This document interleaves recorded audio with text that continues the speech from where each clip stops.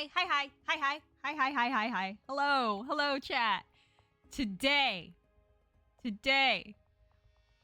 marks the last stream day of the week, and also marks the first week that I didn't cancel anything. Thank you for the applause. Thank you. Okay, so we are going to be reading a classic no sleep story. We are going to be reading The Previous Tenant of My New Flat Left a Survival Guide. I'm not sure I want to live here anymore.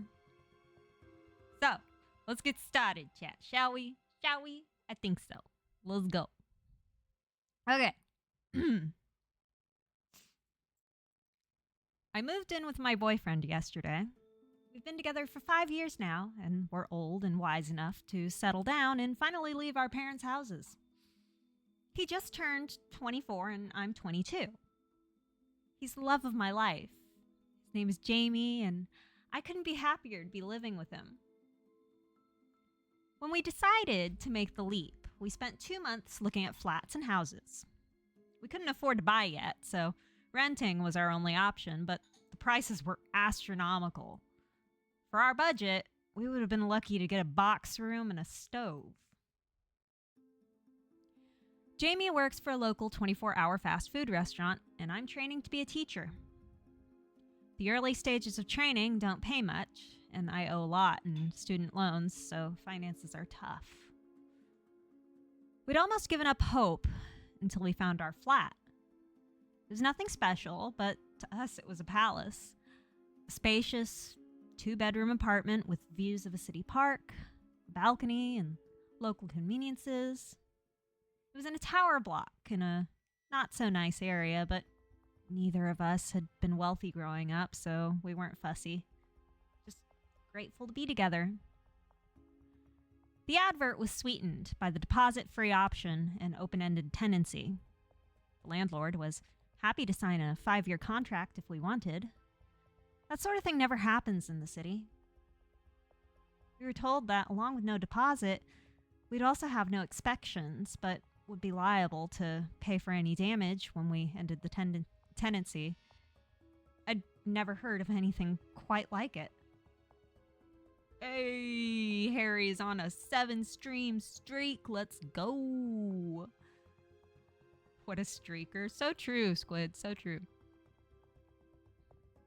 We knew that for our budget and location, we weren't going to get any better. We snapped the place up fast, not even bothering to view it. It felt like our only chance. Move-in day rolled around quickly, and yesterday we got the keys to our first home together.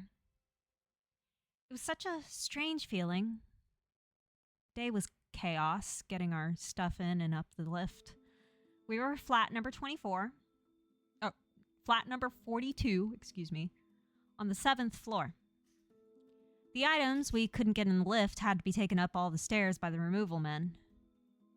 I think they were grateful we weren't any higher, but I still wish we'd been able to give them a better tip. In the evening, we settled down on our secondhand sofa, given to us by a cousin of a friend, and watched some TV. We smoked cigarettes on the balcony, looking at the park, and fell asleep on our mattress on the floor super early because we had no energy to put the bed together yet, and Jamie had work at a hideous time in the morning. We slept soundly that night. I felt safe and happy. I don't think that feeling is coming back anytime soon. And it's all due to the note I found this morning. I found it in the kitchen, having a coffee, hours after Jamie had left for his early shift at work. It was in one of the cupboards that was fixed to the wall. There was a bunch of useful items from the previous tenant. Spare keys to the flat, a set of tiny keys that locked and unlocked the windows, necessary for those with kids this high up, spare smoke alarm batteries, and a folded up piece of paper.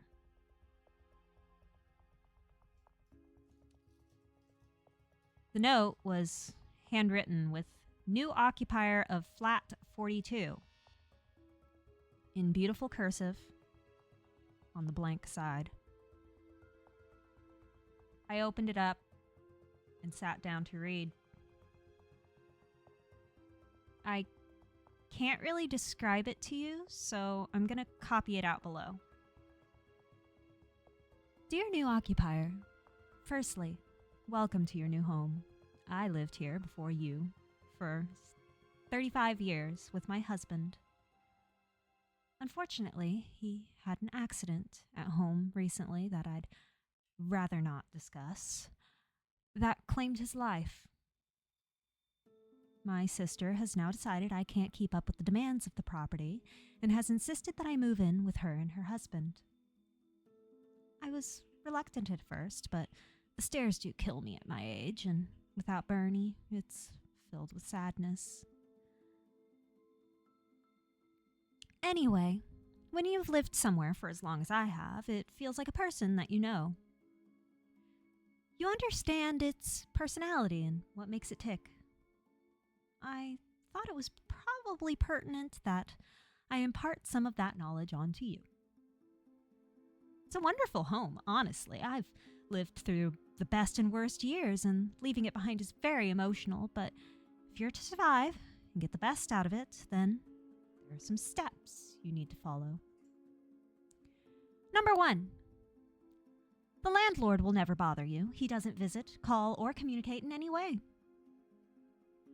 But make sure to pay your rent in a timely fashion. Always.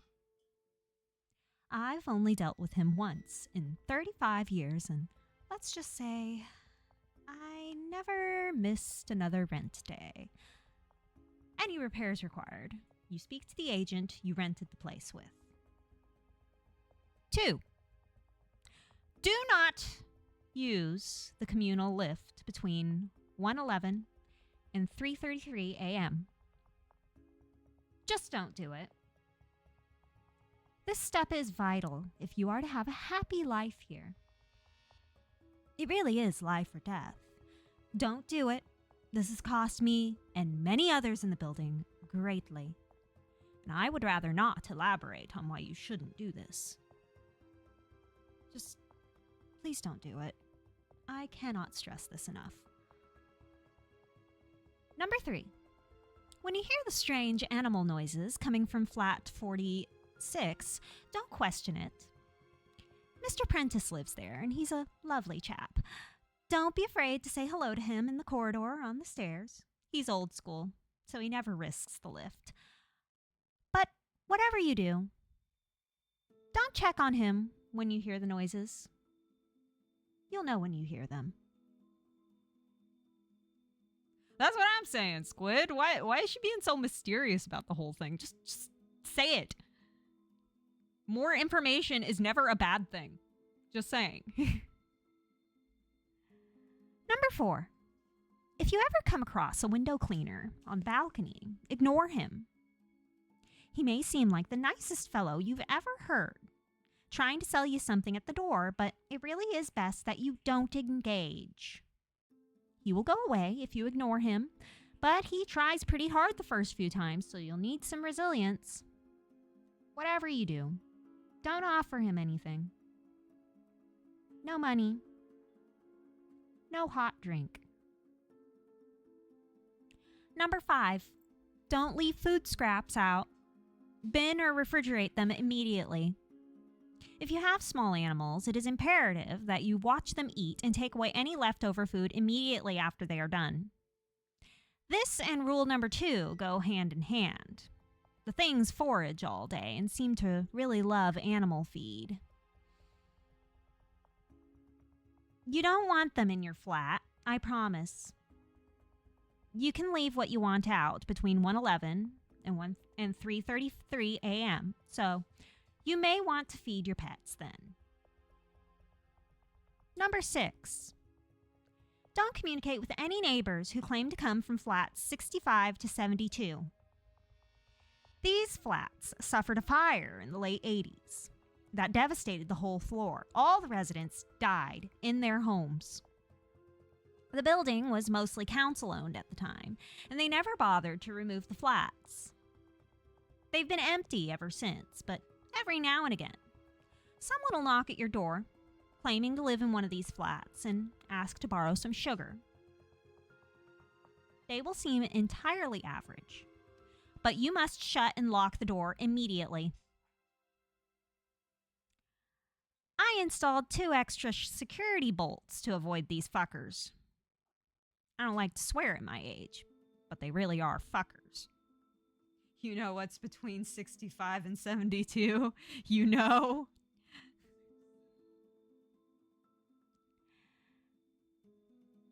Seven. Simple one for you here. Keep a weapon in each room. Sometimes you follow all these steps and something still slips through the net. Better to be safe than sorry. Hey, yo, Granny that lived in the flat is telling us to stay strapped. I like this woman. I like this woman already. So true, bestie. So true. Maybe she should be more forthright, but, like, I like the fact that she tells us to stay strapped. Here for that. Number 8. The building has a committee that will try and get you to join. It's one of those neighborhood groups about improving living conditions for all residents. It's a nice group, and the lady who runs it, Terry, from Flat 26, is a fantastic neighbor. By all means, get involved, but I wouldn't recommend babysitting Terry's 2 children. She'll ask you, because the poor woman needs a break, but if you accept, don't say that I didn't warn you.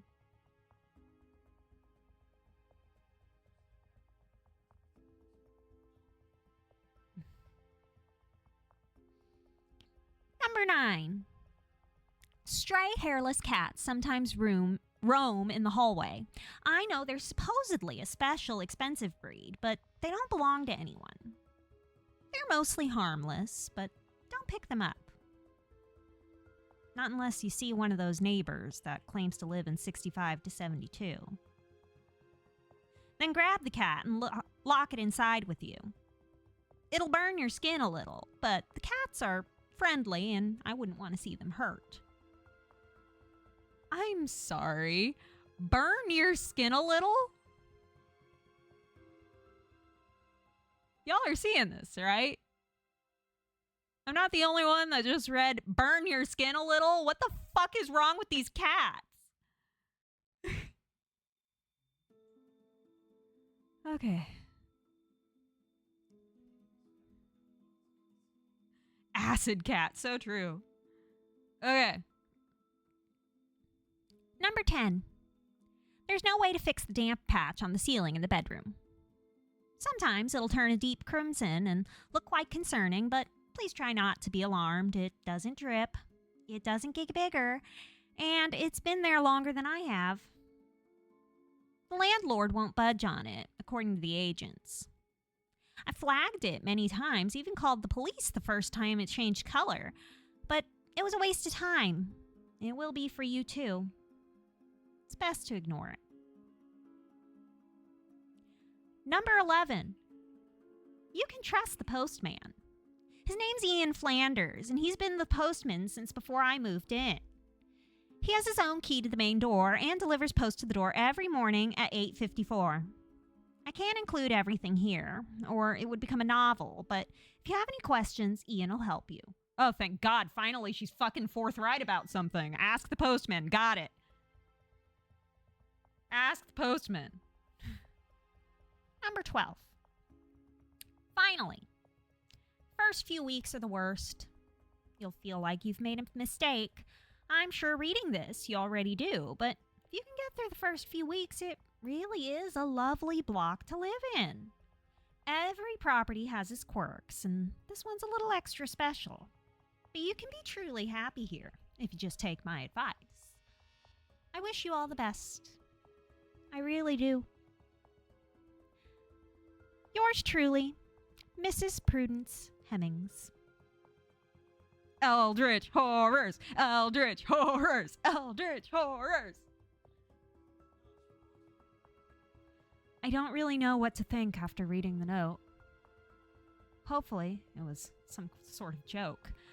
But The agent had said the previous tenant was an elderly lady, and I can't see anyone named Prudence Hemmings attempting to play practical jokes on someone they'd never met. There were also parts in the note I couldn't disprove. There was indeed a large damp patch above the bed that me and Jamie had already discussed reporting. No crimson, but it definitely existed. I'd also commented on a beautiful Sphinx cat roaming the halls as we were moving in. I started to get seriously freaked out. Our dream, our beautiful little home, had just become a source of fear and confusion. I checked the time. It was 9:14. Damn it. Out of time to catch Postman Ian. When I opened the door to check, sure enough, 2 letters addressed to a Mrs. Hemmings sat on the doorstep. At about 11:15, my worst fears were truly confirmed when a friendly, middle-aged looking man carrying window cleaning equipment knocked on my balcony door. I ignored him. I didn't want to take the risk until I'd spoken to Jamie and showed him the note. I'd texted him already to rush home. I felt bad as the man rapped his knuckles against the door for over 10 minutes, but honestly, the longer it went on, the more I was terrified. My windows were sparkling, and due to our lack of curtains, I couldn't even hide from him. I felt so exposed. He stayed for a total of 30 minutes exactly, and never once did he stop looking at me or knocking. He shouted the occasional ultra-friendly line or humble request for a beverage in the heat through the door, but I did my best to avoid eye contact. When he finally left, I looked outside every window in the flat, but I couldn't see him on any of the other balconies or see any equipment suggesting he was around. He had vanished completely. Jamie still hadn't texted me back. He must have been having a rough shift. It was a Friday and they were always busy. It wasn't often that he didn't reply. He was due home in around an hour anyway. Hi, Zod. Hi, Zod. Belgian says Jamie's fucking dead. Maybe. I read the note probably hundreds of times over. I tortured myself reading it for the next hour, desperately waiting for Jamie to come through the door to tell me it was all crazy and I should relax. I hoped for that much. Jamie never came. His shift should have finished around midday, but by 2 p.m. he still wasn't home. I panicked. I cried. I left over 100 voice messages on his phone, but got nowhere. I finally decided it had been long enough that calling his work wouldn't embarrass him. And his boss told me that he had never turned up for his shift. I thought about it. What could have happened? And then it hit me. Jamie's shift started at 4 a.m. today. He would have left the flat at 3:15 and taken the lift downstairs.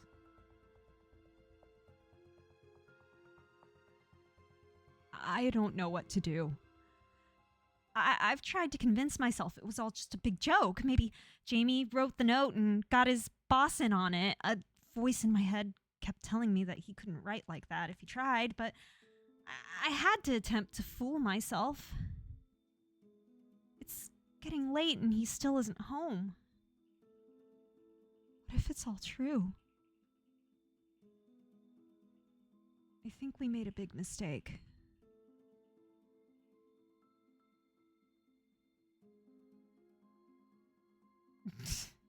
He got deaded by the lift. Thought she was gonna get some Jamie Oliver, but got Jamie death. Okay. Next steps, chat. The next steps. And yes, this is a Reddit no sleep story. Yeah, this is a Reddit story, yes. Okay. So, part 2. Part 2. So much has happened in the last 24 hours. I'm so stressed and I've barely slept since I discovered that Jamie was missing. It's starting to make me a little twitchy. But I thought I'd better update you guys. I was overwhelmed by all the suggestions you gave me and have taken more than a few of them on board. I'm definitely going to be getting a huge planter full of sage for the balcony, and I did spill a little salt in my doorway. I'm sorry to disappoint, but that didn't help at all. There's nothing I'm following quite like Mrs. Hemming's rules. I've followed them to the letter so far, and lo and behold, I'm still alive. That's not to say it hasn't been tough. I'll start from the beginning. I was going crazy, and a few hours after my last post, Jamie still hadn't returned. He had been gone for almost 24 hours. His work have called me multiple times. I don't know what to say, so I just keep ghosting the calls.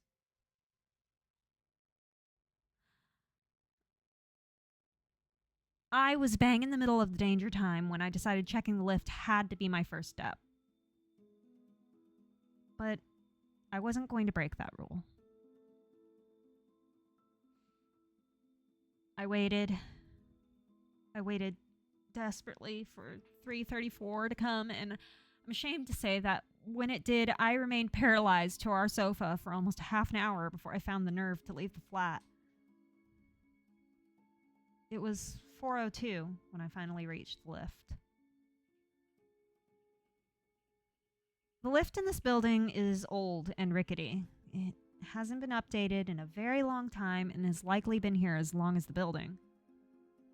Its big, clunky buttons stared back at me as I glanced at them, hoping for some sort of answer or clue.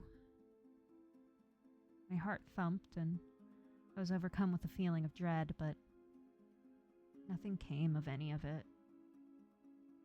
It was hopeless. Our sofa, nah sis, it your sofa now. So true.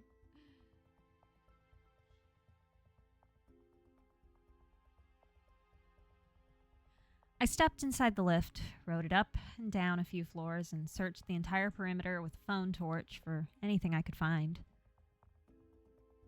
I found nothing. Jamie had completely disappeared.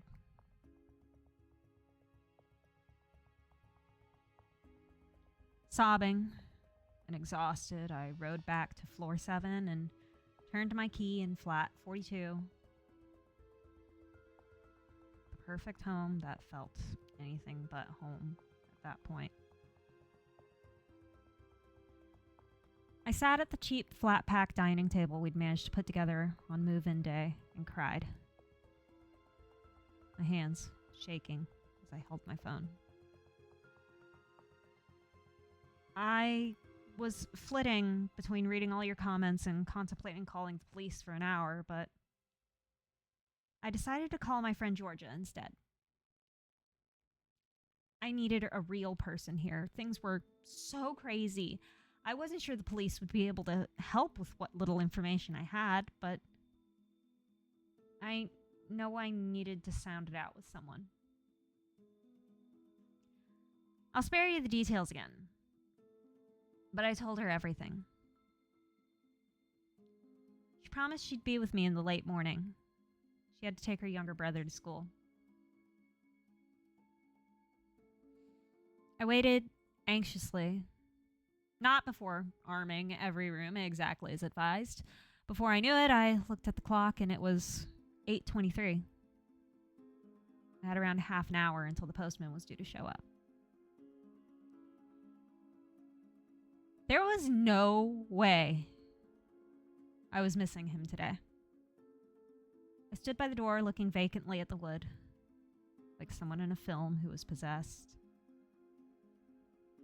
The exhaustion was really setting in, but Jamie was all I could think of. Pure adrenaline was keeping me standing. At 8:52, I opened the door.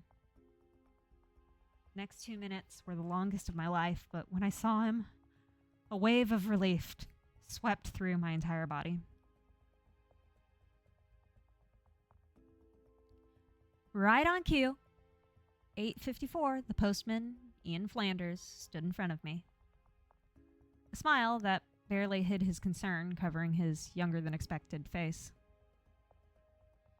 He didn't look old enough to have been the postman for over 35 years, but I was too distracted by the answers that I needed from him to care. "You must be the new tenant," he stated, but in a way that sounded like a question. I struggled with my answer, so I got straight to the point.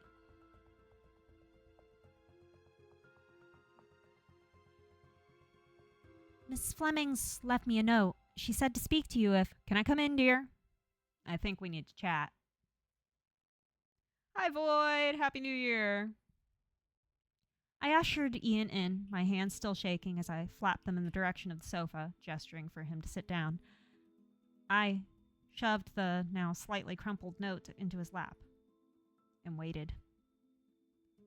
"I'm glad Prue still thinks that highly of me. I'll miss that old girl," he said with a coy smile as he reached the end of the note. "Can you help me or not?"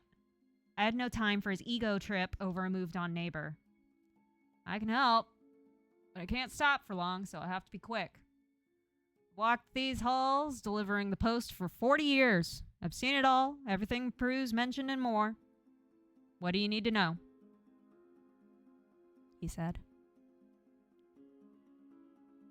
Ian was nothing like what I expected. The note made me feel like he was going to be a kindly old granddad type figure, but I couldn't have been more wrong. Postman Ian spoke with a thick city accent and wore a heavy gold chain around his tattooed neck. He had dyed his graying hair boot polish black.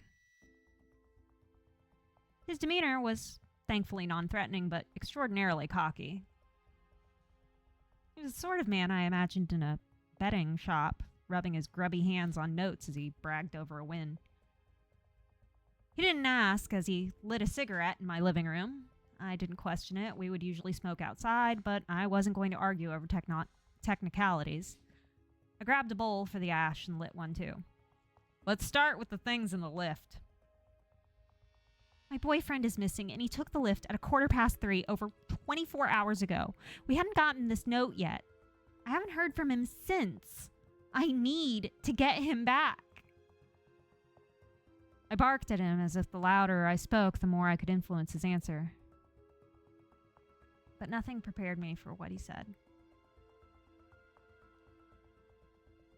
His skin turned pale, and his harsh-looking face became more sympathetic as he explained.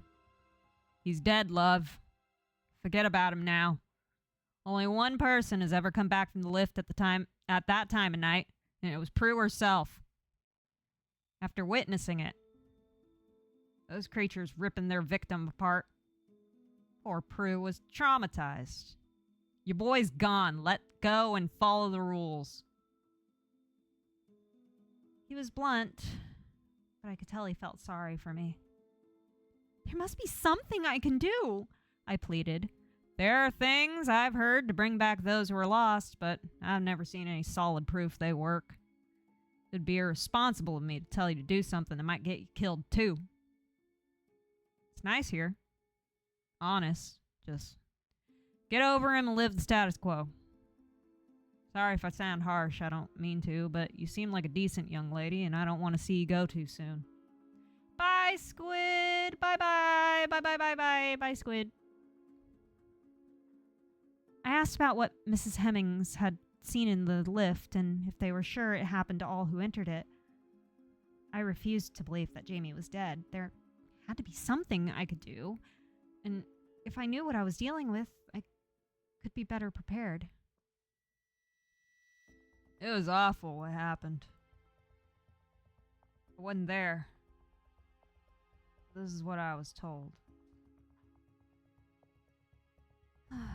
Little Lila was such a cute kid. She used to open the door and give me a tip when I delivered the post. She was Prue's granddaughter. Lila was her son's little girl, and that night she was staying over for the first time. Prue finally felt confident that she could protect Lila from all the strange things that happened here. She was wrong. Little Lila had a problem with sleepwalking. And she took a trip into the hallway at 1:30 in the morning. Prue took a little too long to notice the sound she heard was the front door, and by the time she reached the lift, she saw the creatures dragging Lila's limbs away from her body. She tried to fight them, even killed one, but she couldn't save the little girl. I was hysterical, imagining Jamie's fate. What are the creatures? Have you ever actually seen them? I asked. No one really knows what they are, love. Something to do with the building and all its quirks. No one's ever seen them elsewhere. We don't know where they come from. Just that they're here. Seen them a few times over the years, usually when new neighbors have left biscuits down for their cats and dogs or haven't disposed of food waste properly. They're curious little creatures, mostly harmless, out of the hours Prue warned you about, but if they're fed, they can become quite vicious looking for more food. That's why you have to bin all your scraps or hide them or pack them or whatever. Don't leave them out and don't use the lift at those times, and you're safe from the creatures. They're a little smaller than humans, but they're a similar shape. They come with grotesque, rodent-like features and are far larger than any rodent could be. Like rodent children, I suppose. They have 2 sharp rows of teeth per jaw and are consistently hungry. When they eat, they crunch down in a violent and disgusting way, dripping spittle everywhere. Prue said she could hear her granddaughter's bones shatter in those jaws. He went pale at the thought of that, but continued. When they first arrived in the building, there were hundreds, caused pandemonium amongst the residents. We lost the residents of more than 30 of the individual homes, but the residents fought back and managed to kill all but the strongest minority of them. The creatures left over were incredibly dangerous and seemingly impossible to eradicate, so the residents struck a deal. A deal that they will be left unharmed and allowed to live in the building in return for the residents' safety at all times. But if anyone wanders into the lift between 1:11 and 3:33 a.m., you're fair game. This time frame is the period the creatures are at their most frenzied, and restricting them to the lift was safer for all parties. God help anyone who encounters them during those hours. They've been here ever since. Claimed lots of unsuspecting people avoiding the stairs, but nothing like when they first arrived.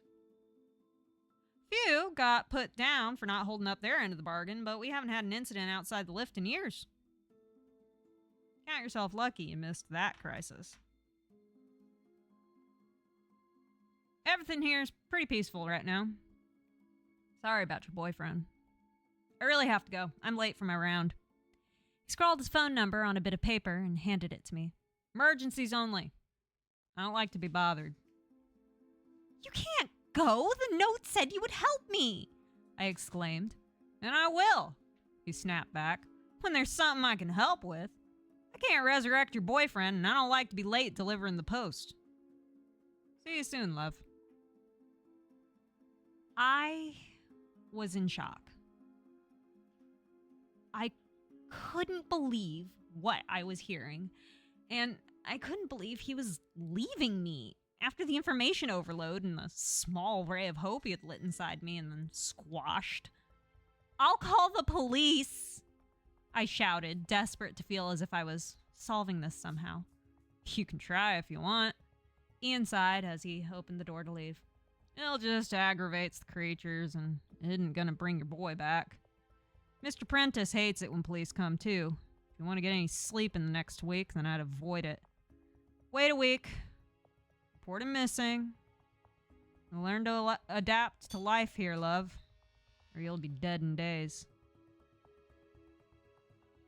And with that, he shut the door behind him. I opened it again. I had so much more to ask, but he was gone. No sign of him anywhere in the corridor. Maybe it was me losing my mind. I might be imagining all these things, but no matter how much I willed it, the note was still there. And Jamie still wasn't.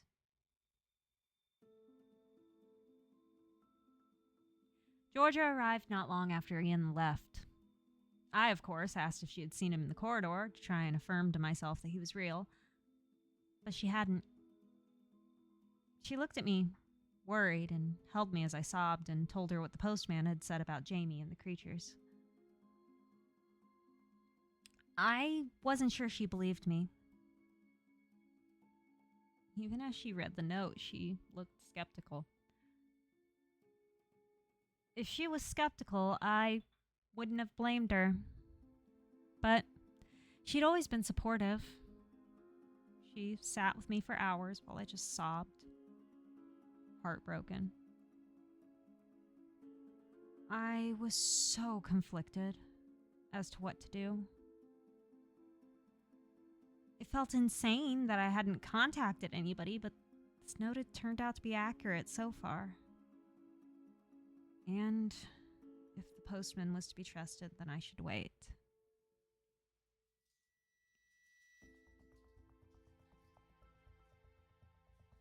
Georgia had been my best friend for many years. She stuck up for me when I was too scared to do it for myself. And had always been the brave one of the two of us. I felt safe around her, so after hours of crying and despairing at the way my life had changed in a matter of days, I finally decided to take a nap. It was early evening, and Georgia was watching some TV. Just there for me if I needed her. Despite the deprivation, I struggled to fall asleep. I tried to imagine Jamie's arms around me, but it became a more painful reminder that they probably will be never again. Eventually, after what felt like an eternity of staring at the damp patch on the ceiling, I drifted off.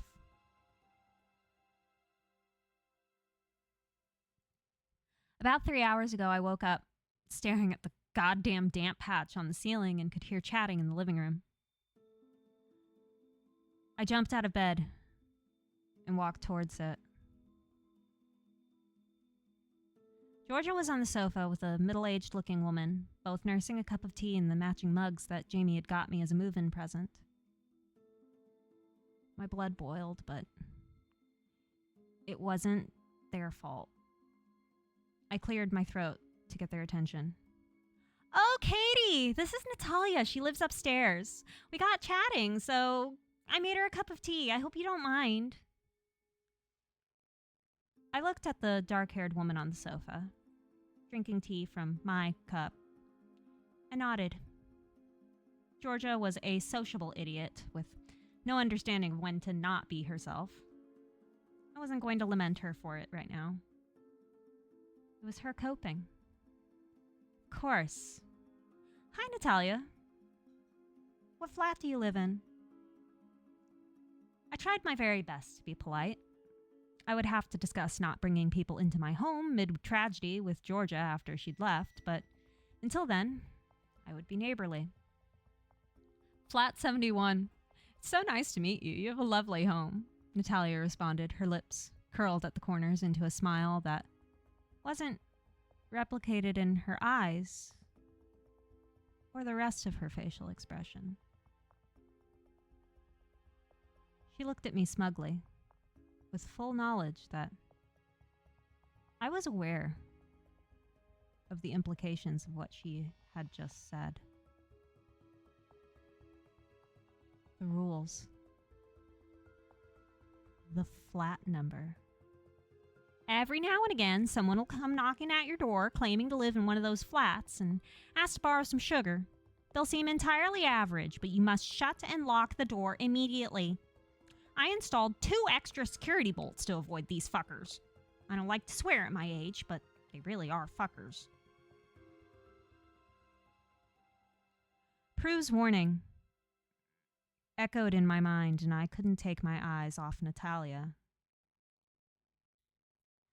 Something really was off about her.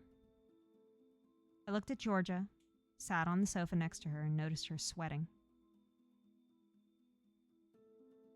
Anyone in the UK knows that it's been a hot few days, but this was beyond just ambient temperature. Her entire body was dripping. Suddenly, she began to pant. Natalia's eyes were locked to mine, just like the window cleaner's had been. Nothing happened before with the cleaner. Except this time, the rule had been broken. She was already in the flat. Georgia started to scream as her skin blistered and charred. Her hair fell from her scalp as the skin flaked and melted away from every inch of her. She was being burned alive without a flame in sight. She scratched frantically at her own melting face, digging into the exposed flesh. The sound a person makes when they burn alive is like no other. That will never leave me. I screamed and screamed, but no one came to my door. I tried to grab my phone to call Postman Ian, but the wooden surface I'd set it down on burned my fingers to the touch and forced me to recoil. She was going to set the whole flat alight. My actions needed to be quicker than a phone call. I grabbed hold of the large knife I'd set down on the side earlier while weaponizing. The handle blistered my fingers instantly, but I didn't care. Hi, Banana. Hi. We're almost done. I needed to get her out now and help Georgia if I could. I ran toward the dark-haired lady, sweat dripping from my brow the closer I got, and plunged the knife into Natalia's throat. She gripped it and fell to the floor. She didn't bleed like a normal human. Her insides were black. She was still moving. And I figured it probably wouldn't be long before she stood right back up and tried again. So I dragged her into the hallway, ready to bolt the door.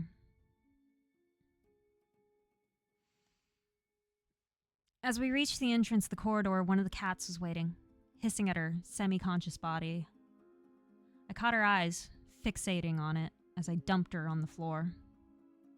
Grabbed the cat, pulled him inside, wincing as its skin caused more burns up my lower arms, shut the door, and watched through the peephole. She got up and held her hand to the wound, cauterizing it, and walking off toward the lift. As if she hadn't been injured at all. I dropped the cat by that point, but every bit of naked skin it had touched throbbed and burned for at least an hour. Georgia hadn't been as lucky as Natalia with injury recovery. I anonymously called an ambulance for her. I couldn't believe it, but she was still breathing. She was badly burned and her life wouldn't be the same again, but she was alive. And for that, I was grateful. It sounds awful, but I left her at the park across the road from the building. No phone or ID. She's my best friend, and I want to be there, but if I open up to involvement and injuries that bad, they'll suspect me. And I lose the already slim chance that Jamie might be savable. It doesn't mean I don't care about Georgia, but she's alive. I won't believe Jamie isn't until I see it.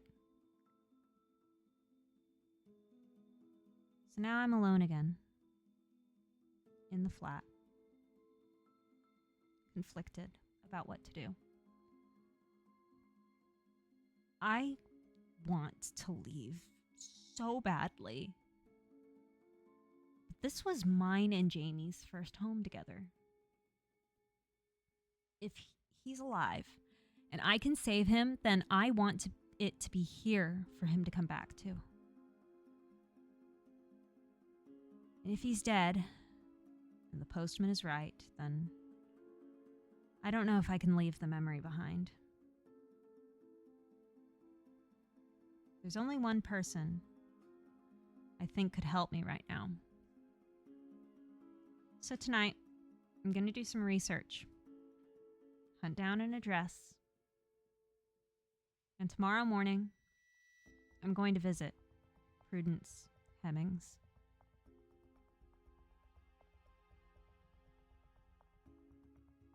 Okay, chat. Well, given that this is now the end of part 2, and there are multiple parts to the series, I will be cutting it off here, and we can continue next week. Sound good? Everybody think that good? What? Belgian is being hyperbolic. Okay. Well, I want to thank everybody for showing up today. I want to thank you for showing up and listening to me read some creepy stories, creepy Reddit stories to you guys. I love you guys whether you're old here. I will have the schedule up in the Discord on Saturday night, and I will have it up on socials on Sunday morning. And I don't know if I'm going to be streaming on Monday or Tuesday, but I love you guys when you're old here. Thank you for showing up, and I will see you guys next time. Bye bye.